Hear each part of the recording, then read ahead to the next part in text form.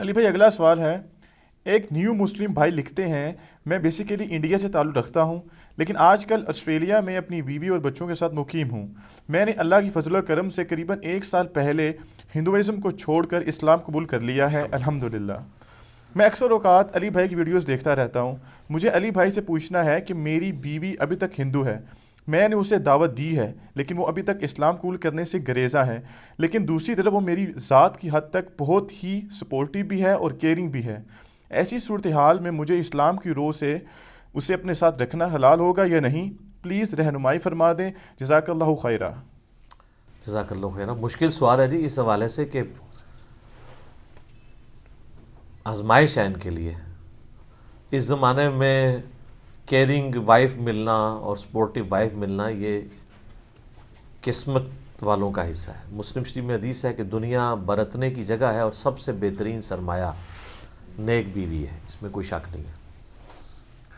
لیکن یہ جو صورتحال یہ بتا رہے ہیں، ظاہر ہے ایک دن میں تو اسلام نہیں قبول کرنا اس نے۔ سیدنا عمر کو 6 سال لگے ہیں اسلام قبول کرنے میں، تو خالد ابن ولید کو 19 سال لگ گئے۔ تو اس طرح کا معاملہ ہو سکتا ہے کسی کے ساتھ کہ کسی کو بات سمجھ نہ آ رہی ہو، یا آپ کے بتانے میں کوئی فرق ہو، یا اس کو کوئی ایسا پوائنٹ اٹکا ہوا ہے کہ وہ سچ بات قبول کرنے کے لیے تیار نہیں ہے۔ پیار محبت سے دعوت جاری رکھیں۔ باقی شرعی مسئلہ تو اس میں یہی ہے کہ چونکہ وہ اہل کتاب میں سے نہیں ہے، بت پرست ہے، بت پرست کے ساتھ تو آپ کا نکاح نہیں رہ سکتا۔ اگر وہ کرسچن یا جوز میں سے ہوتی پہلے سے ہی، یا آپ کسی کرسچن یا جو کے ساتھ شادی کرتے، وہ معاملہ الگ تھا۔ وہ تو سورۃ المائدہ کے پہلے رکوع کے اندر آیا ہے کہ آج کے دن اہل کتاب کی عورتیں تمہارے لیے حلال کی گئی ہیں، ان کا ذبیحہ بھی، اہل کتاب کا ذبیحہ بھی حلال ہے اگر اللہ کا نام لے کے، خالی نہیں ان کا ذبح کیا ہوا، اللہ کے نام کے ساتھ۔ بخاری میں عبداللہ بن عمر کے بارے میں ملتا ہے، ان کا ایک تفرد ہے کہ وہ یہ کہتے تھے کہ میں اس سے بڑا کوئی شرک نہیں سمجھتا کہ کوئی عیسیٰ ابن مریم کو اللہ کا بیٹا کہے۔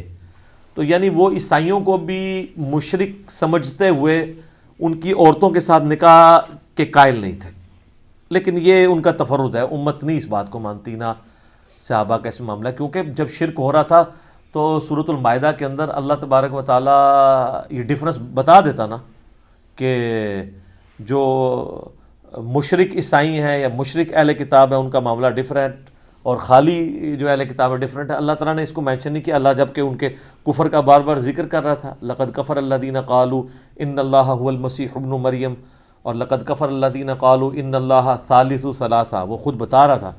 تو اس طرح نہیں، تو ابھی یہ ہندوازم ہے یا کوئی ایتھیسٹ ہے یا بدھسٹ ہے، یعنی جیوز اور کرسچن کے علاوہ یا آسمانی ان مذاہب کے علاوہ اگر کوئی شخص کسی بھی ریلیجن سے تعلق رکھتا ہے